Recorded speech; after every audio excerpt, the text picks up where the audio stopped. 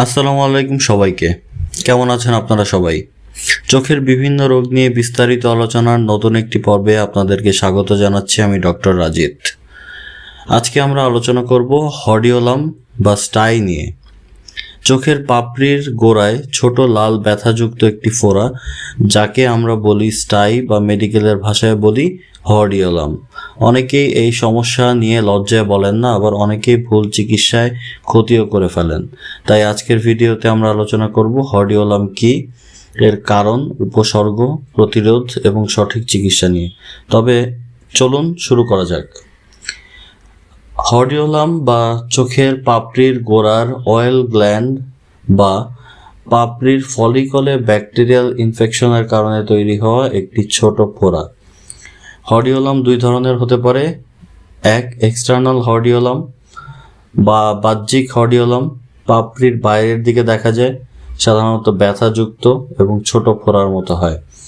দুই নম্বরে বলতে পারি ইন্টারনাল হর্ডেলিয়ামের কথা, যা অভ্যন্তরীণ হর্ডিওলাম নামে পরিচিত।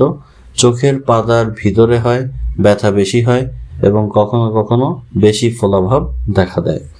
অনেকেই একে চোখে চোখ ওঠা বা ফুলকি বলে ভুল করেন, কিন্তু এটি আসলে একটি সংক্রমণ যা সাধারণত স্ট্যাফাইলোকক্কাস ব্যাকটেরিয়া দ্বারা হয়।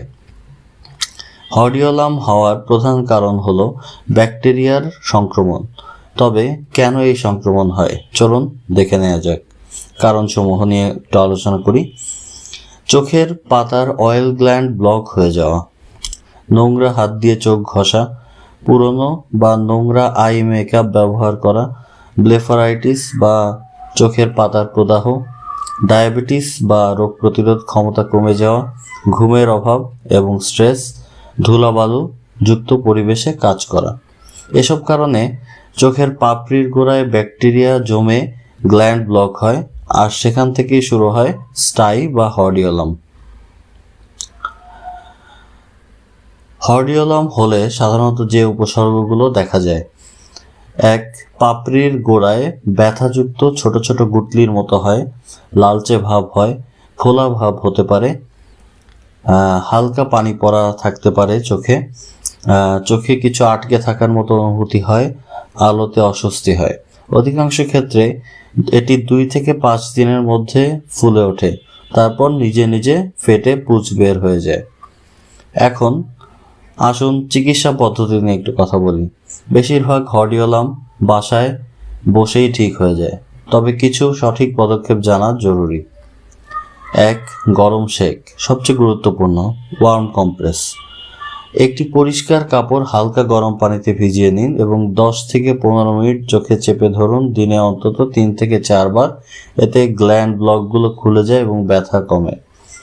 2, চোখ পরিষ্কার রাখা, চোখে হাত না দেয়া, পাপড়ি পরিষ্কার করতে গেলে ক্লিনজার বা বেবি শ্যাম্পু মিশ্রিত পানি ব্যবহার করা যেতে পারে। 3, অ্যান্টিবায়োটিক মলম বা ড্রপ, ডাক্তারের পরামর্শে ব্যবহার করা যায় অ্যান্টিবায়োটিক ড্রপ বা অয়েনমেন্ট। হ্যাঁ, নিজে নিজে স্টেরয়েড মলম বা ড্রপ ব্যবহার করা কিন্তু বিপজ্জনক হতে পারে, এক্ষেত্রে সাবধানতা অবলম্বন করতে হবে। তাই চোখে হর্ডিওলাম বা স্টাই যাই হোক না কেন, ফার্মেসি থেকে কোনো ওষুধ নিজে কিনে দেওয়ার কোনো প্রয়োজন নেই। ব্যথা হলে পেইন কিলার যেমন প্যারাসিটামলই যথেষ্ট।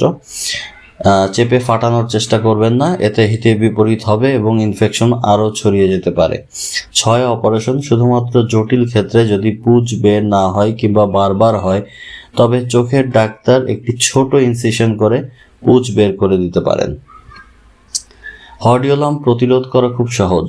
চোখে স্বাস্থ্যবিধি বজায় রাখা, নোংরা হাত দিয়ে চোখ না ঘষা বা নিয়মিত মুখ ধোয়া, মেকআপ হাইজিন, পুরানো আই মেকআপ ব্যবহার না করা এবং নিয়মিত চোখ পরিষ্কার রাখা, ডায়াবেটিস নিয়ন্ত্রণে রাখা, পর্যাপ্ত ঘুম ও কম স্ট্রেস, এসব প্র্যাকটিস করলে চোখের ইনফেকশন কমে যাবে।